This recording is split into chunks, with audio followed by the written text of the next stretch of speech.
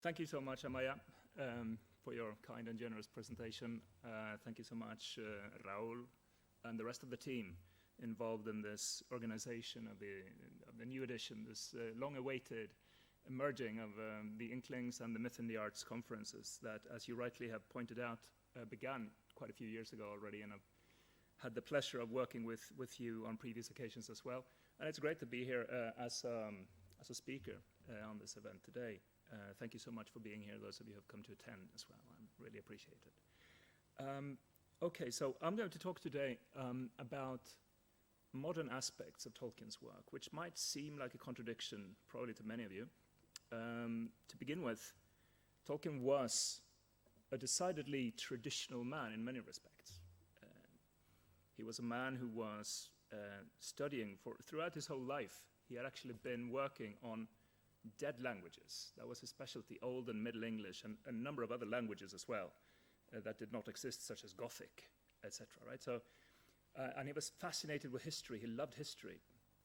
He was Catholic and loved the Catholic traditions.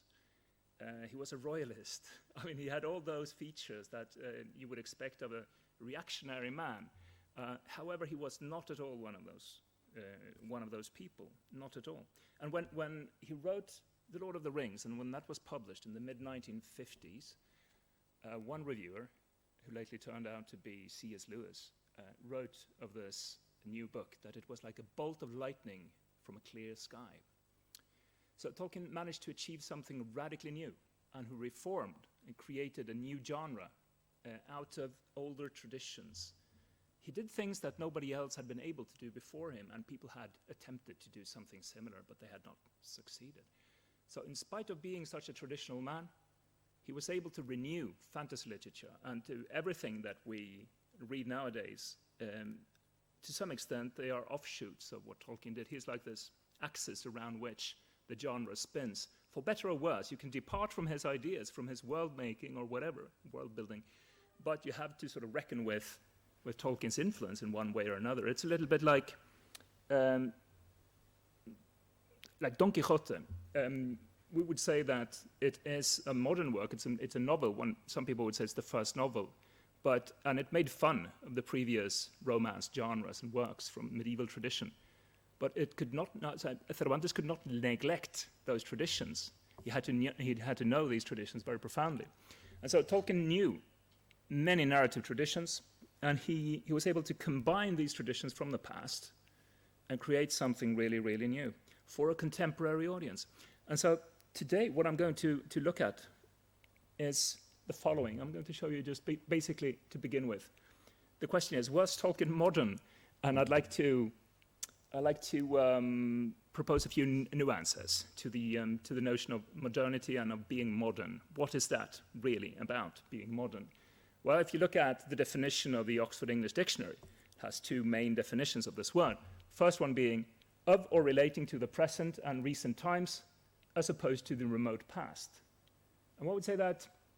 Fair enough, Tolkien was indeed a man of his times in many respects.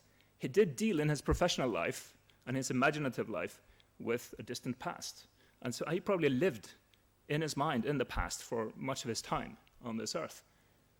However, he was very much of a contemporary writer, as I will try to demonstrate today in this presentation, in this talk. It's also applied to a person who is up to date in behavior, outlook, opinions, etc., embracing innovation and new ideas, and being liberal-minded. Here, perhaps, we could situate Tolkien in some of these descriptions, but probably not in all. He was a very conservative man in many respects, right? But did he embrace innovation and new ideas? Yes, he certainly did. He definitely did so. I'm going to show you that today, how that worked, how his imagination worked, because his imagination was highly original. And that was the key that allowed him to create, basically, almost out of the blue, but not quite, a new genre, a new literary genre, right? So here's how I'm going to structure the talk of today. I'm going to take a look first at Tolkien as a contemporary writer. So when Tolkien grew up in the late 19th century, early 20th century, he had arrived from South Africa, where he was born. He was only 3 years old when he arrived in England. And he grew up outside of Birmingham, and he was exposed to a very great extent to the culture of the times. He was educated first by his mother and then at a school in Birmingham called King Edward's School, which had the classical English curriculum implanted. And Tolkien then shows, I think, and I aim to demonstrate this today, he shows quite a lot of the features of contemporary culture, that is, the late 19th century and the early 20th century in The Lord of the Rings, in spite of this work being set in a parallel world, in a secondary world, as he would say, right? Right. After this, I'm going to show you just to what extent Tolkien took part in some of the tenets of the modernist movement in literature, in particular. What is it about Tolkien that was modernist? Many people find it hard to place Tolkien in that context. I'm going to show you where he fits in and where he doesn't. So it's always with Tolkien, we always have to employ nuances, right, in our appreciations, because he was such an original guy in many ways. And then finally, I'm going to move on and take a look at Tolkien and the future. The things that Tolkien anticipates in his work that would later be debated and discussed in parliaments, in Congress, in the press, in mainstream culture. But he wrote about these things already in the 1930s and 1940s. They wouldn't really pop up and become popular until the 1960s. So to some extent, we might say that he was a very modern writer. He could anticipate things that would be talked about a little later on in the century. So all of this, hopefully, will help me to show you to what extent Tolkien was a modern writer, to what extent he is relevant for us today, and to try and explain why his imagination worked the way it did and what it created. This is basically the structure of the talk. To begin with, then, I'd like to talk about recovery. This is a notion that Tolkien discusses in his own essay called On Fairy Stories, and he's writing this essay is actually preparing a talk, such as the one that I've prepared for you today. But he was holding this talk in the late 1930s in St. Andrews, a university in Scotland. And he was talking here about the theory of fairy stories, that is, in other words, fantasy literature as he understood it. And he was referring to the kind of fantasy literature that had been written in a distant past and in more recent times as well. Now, Tolkien's notion of recovery, what was it that he was trying to recover? This is what I'm going to look at, because that was part of a more general project of cultural recovery going on in the 19th century, throughout the century. To some extent, we might say that Tolkien was very much a son of the 19th century. He was born in 1892, and he really sort of grew up with those values and with that cultural impetus in England at the time. We have a picture, this is Alan Lee, showing us the hobbits returning to the Shire and combating the industrial blight that is taking place in the Shire after the War of the Ring, where Saruman as Sharky has established himself in that part of the world. Now, if we look at what Tolkien says about recovery, he says, in his view, he says, recovery is a regaining of a clear view. It's about seeing things as we are or were meant to see them, as things apart from ourselves. He's establishing a distance from the perceiving subject and what's out there, and this is a necessary distance. And in Tolkien, everything is about fighting against possessiveness, right? This is the major sin in all of Tolkien's work. It's appropriating things, people, whatever, ideas, whatever, right? He says, we need, in any case, to clean our windows so that the things seen clearly may be freed from the drab blur of triteness of familiarity, or from possessiveness. This is what he says here, and this is crucial, right? So he goes on and he says that we should look at green again and be startled anew, but not blinded, by blue and yellow and red. We should meet the centaur and the dragon, and then perhaps suddenly behold, like the ancient shepherds, sheep and dogs and horses and wolves. This recovery fairy stories help us to make. Now, Tolkien, when he is articulating this concept, these ideas, he's not original. This is not an original Tolkienian idea. It's something that has been dealt with throughout the 19th century in English culture, and especially since Romanticism. It was very much about regaining a clear view of the past, look at the world with new eyes, a fresh perception of reality, connecting with a bigger picture, allow ourselves to contemplate the world with almost a childlike, innocent wonder now. And Tolkien says that fairy stories can help us do this, show us new perspectives of our own world, which is part of his project in his whole corpus of literary works as well, right? So the English cultural recovery in the late 19th century and early 20th century, Victorian times went on from 1837 to 1903, and then the Edwardian times to 1910. But it has several features, and Tolkien sort of partakes in all of these features. This is what was going on in England at the time. The kind of recovery that they were attempting to effect was about these things. So the first thing would be a kind of neo-romanticism. Neo-romanticism is basically a tendency to go back to those values of the Romantic period that had been lost throughout the 19th century. Basic values of the Romantic period. This was a reaction against the Enlightenment to a very great extent. And those of you who've taken my classes in literature, that you will be well familiar with what I'm talking about. This is basically saying that, okay, reason is not everything. We will not be able to explain the world with reference to reason only. We need imagination. Nature is another important feature. Nature as an overarching sort of general reference, frame of reference for our understanding of the world. We should pay attention to nature. It will allow us to connect with the higher reality which is out there, with eternity, if you wish. The subjectivity and the particularity of things. It's not about explaining the world with great, grand, universal principles, which the Victorians were so keen on doing. It's about the particular, right? The special features of the perceiving mind, and maybe our own sort of subjective processes of interpretation, that kind of stuff. So there is this tendency throughout the century. The romanticism sort of faded out a little bit in the 1830s, and it was replaced by a more disenchanted view of the world. The Victorian times were very much marked by new scientific findings in the world. We can talk about a number of features. For instance, in the 1830s, there was a work called Principles of Geology by Charles Lyell, basically showing us that the world is much older than what the Bible said. The Bible talked about 6,000 years. And then Charles Lyell all of a sudden shows us that, no, hey, millions of years old, all right? And so that sort of overturns some basic assumptions and lead people to think that, hey, some of the things that the Bible holds may not be true here, and it's scientifically demonstrated. So progressively disenchanting, if you wish, taking away the magic or the supernatural or the realm of transcendence, which the Romantics were so keen on keeping. We can talk also about the discovery of dinosaurs. Dinosaurs would show that, okay, we know very little about our own distant past.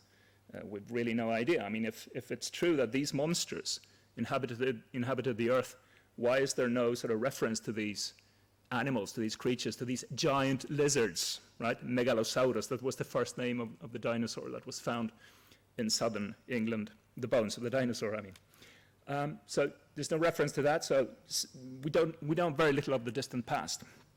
And of course, Charles Darwin, right, in the 1850s, on the origin of species, he begins to outline a grand theory of evolution. And turns out that human beings, from his point of view, is just another animal, right? And it's been able to survive because it adapted, the survival of the fittest and all the rest of it, right?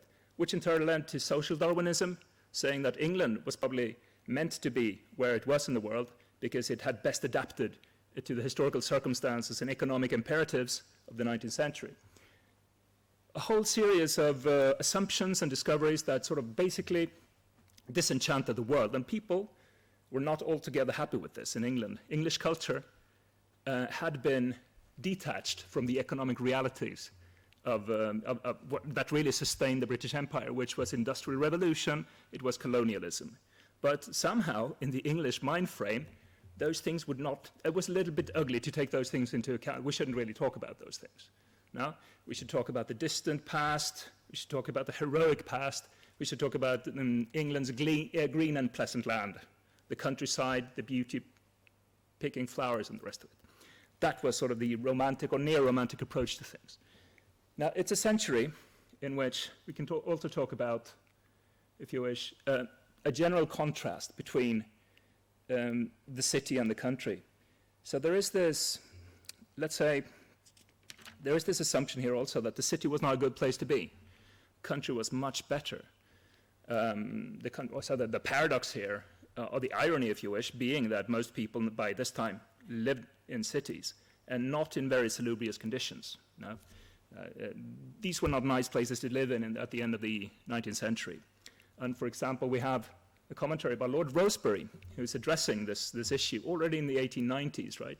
And showing us that the establishment, so a lord, holds that the city is not a good place to be. He basically says that London is described by Lord Rosebery as a tumor, an elephantitis, the urban sprawl that was just chewing up the countryside around the city, sucking into its gorge system half the life and blood and the bone of the rural districts. And the rural districts were played out as a place of health, a place of the true origins of the culture, a place to be safeguarded, kept intact, and all the rest of it, right? So political authorities, they were well aware of the fact that English culture, the cultural roots, were related to the country in the first place, right?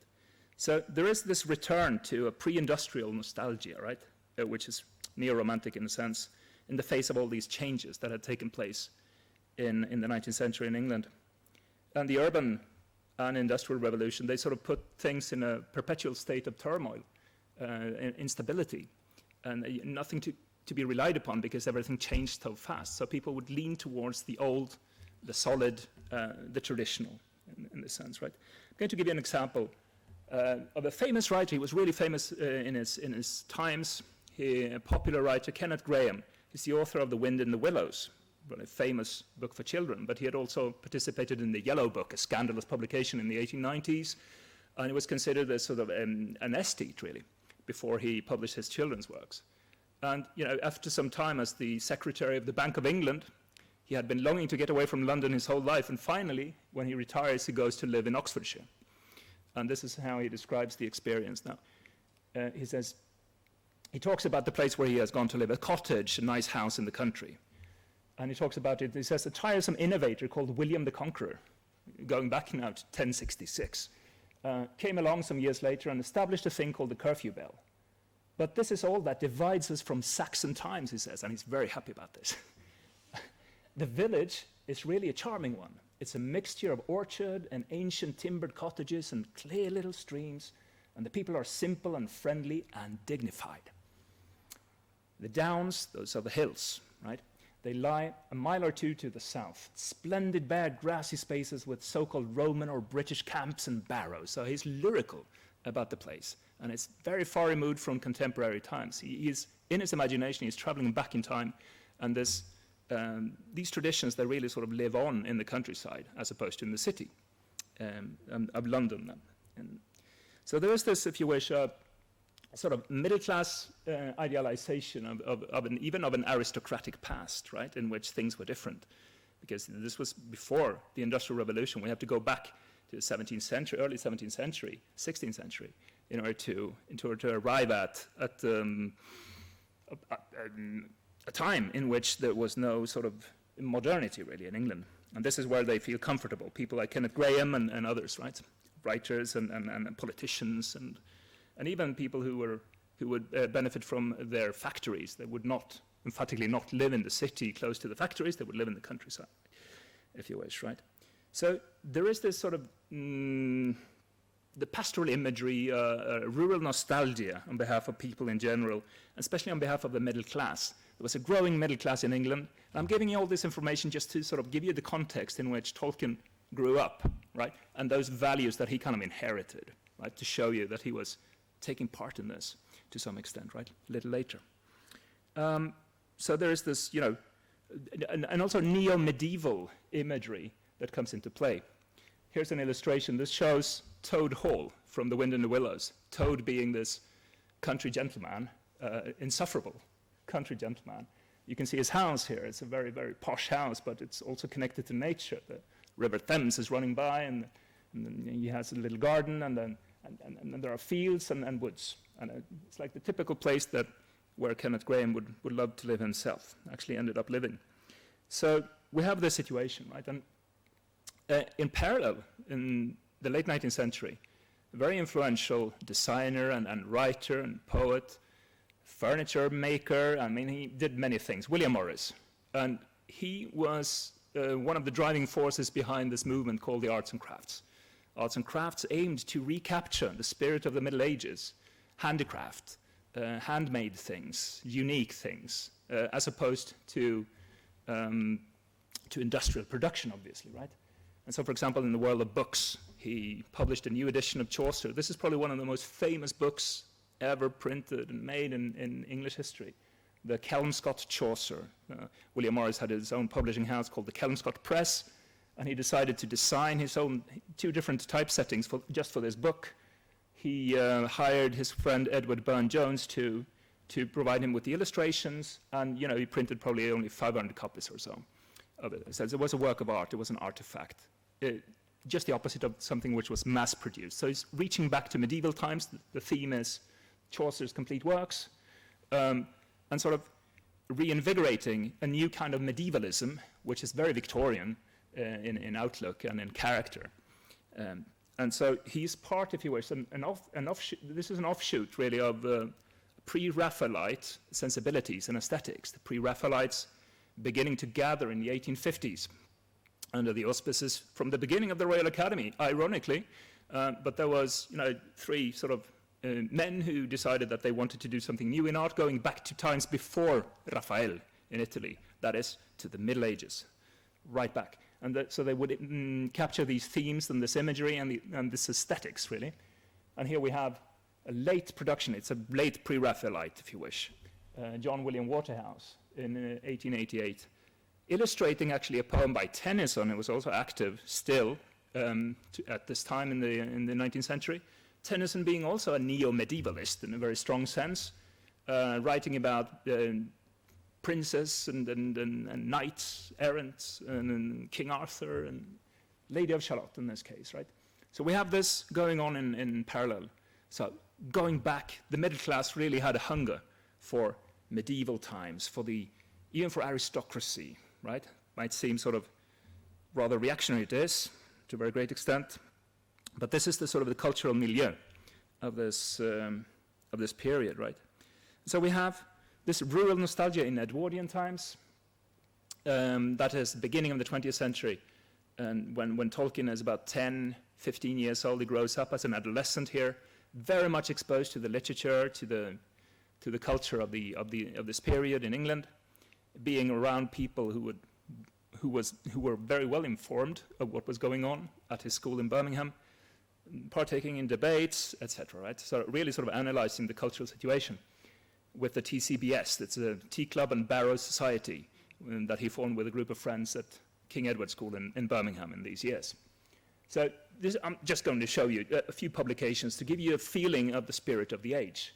So we have titles such as Haunts of Ancient Peace. This is about the English countryside, right? Where you can go. You can leave the city, you can go out into the country, and you can enjoy haunts of ancient peace in the countryside. This is presumably what the middle class was looking for, right?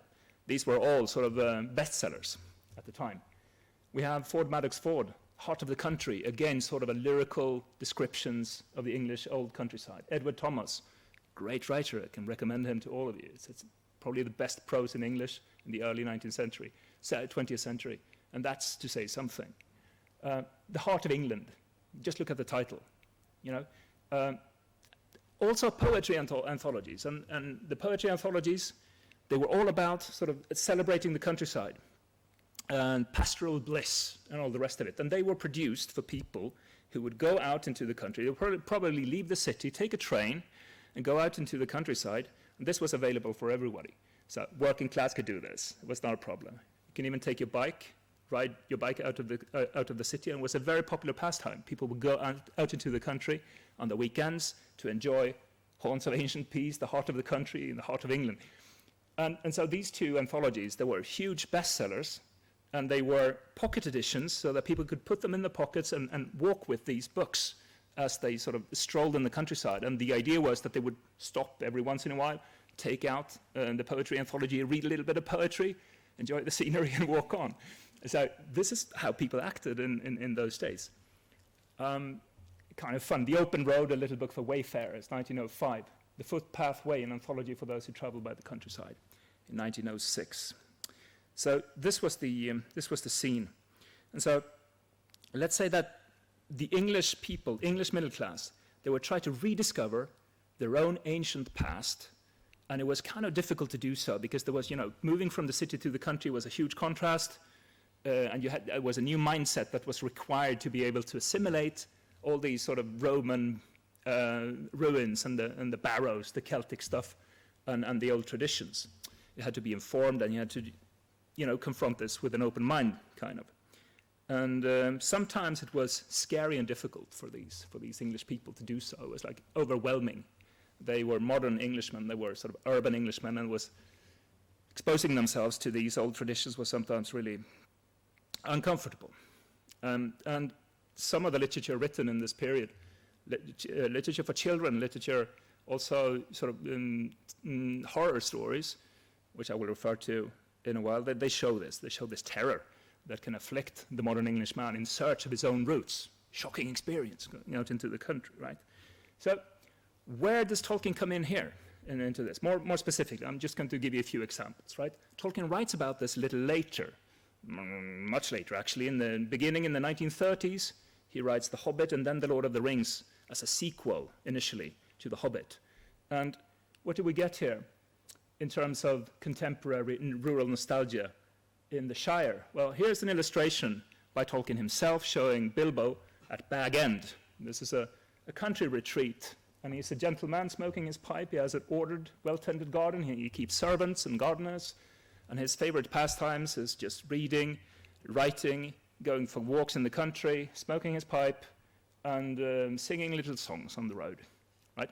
The Songs for the Open Road, that anthology that had been published in the Edwardian times. He would be a perfect example of that kind of Englishman.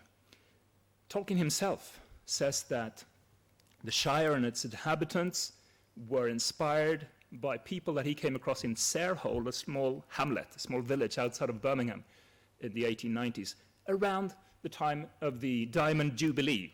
We're talking about 1897, and this is when Queen Victoria has been on the throne for 60 years. So this is where he situates the Shire. Now himself, he says so in a letter, right? Imaginatively speaking, right? So we have Bilbo, Frodo, the hobbits in the Shire. They reflect this spirit of the age, if you wish. Go for walking songs, leisurely life in the country for a country gentleman. This is what the middle class aspired to enjoy, right? But as the hobbits, as they leave the Shire, they're moving away from this safe bubble, they have to confront other realities, and some very old realities. And Tom Shippey, one of the most renowned, well-deservedly so, researchers of Tolkien, he says that Bilbo has not entirely lost his passport to the old past, to the old world. That's true for modern Englishmen as well. They're part of something older, old traditions, but it's difficult to negotiate the space for themselves there, right? It's difficult to deal with this. So, for example, the hobbits leaving the Shire, they also reflect to some extent some of the literature, very famous literature that Tolkien had read himself.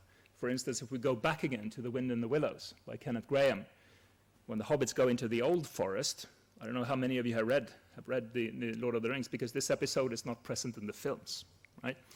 But in the book, the first book, they move into the old forest, which is a liminal space. It's between the Shire and the rest of the world, the wide world of danger and old traditions and that scary reality. So they are being exposed to some of the strange things that appear in old myths and legends and in history, if you wish. So, for example, they run into the Old Man Willow in the old forest. And the Old Man Willow is a tree with an agency of his own. And he's able to ensnare, to trap, and to drown the hobbits, or at least he tries to do so. And they are rescued from this tree, which is a shocking experience, right? They are rescued in this space, in this liminal space in the country, by Tom Bombadil. He shows up. Tom Bombadil, we had a paper given on Tom Bombadil yesterday, I believe, by Monica Sanz. She was talking about Tom Bombadil. Very few people were familiar with this character, apparently. But he's also in the book, not in the films. He's said to be the oldest creature living in Middle-earth, right? And he gives them information about the distant past, about the old myths, about history, about the role of Old Man Willow is like he's a tree, but he can still act and you know, take vengeance upon hobbits, because allegedly hobbits had been inflicting harm on his trees, on the trees in the woods. He had grown evil, Tolkien says, or Tom Bombadil says, right? That's a weird reality. It's kind of similar, actually, if you've read The Wind in the Willows. And if you haven't, I strongly encourage you to do so. It's a great book. It's for children, allegedly, but you know, you really enjoy it as an adult as well. I still enjoy it. I read it every year. So when they, in that story, there's one chapter called The Wild Woods in the story, right? And we have Mole, one of the characters. He likes to go for an adventure. Mole is also like this modern English middle-class person living by the River Thames, and he's keen on going out and exploring a little. He thinks it's exciting. Goes into to not the old forest, but to the wild woods. But it's basically the same thing. Getting lost in the woods, he hears all sorts of weird sounds, and he's getting more and more scared. And he goes into a tree to hide, and it's a hollow tree, and he goes to hide there from the evil things in the forest. And then he's kind of rescued. He finds one of his friends shows up, and then they find a place where the badger lives. And the badger and Tom Bombadil, they are really very similar. The badger is the oldest animal living in the British Islands. He is also telling them about the old stuff going on in the world. Under the home of Badger, there are Roman remains, for instance. So we can see a clear sort of reference here.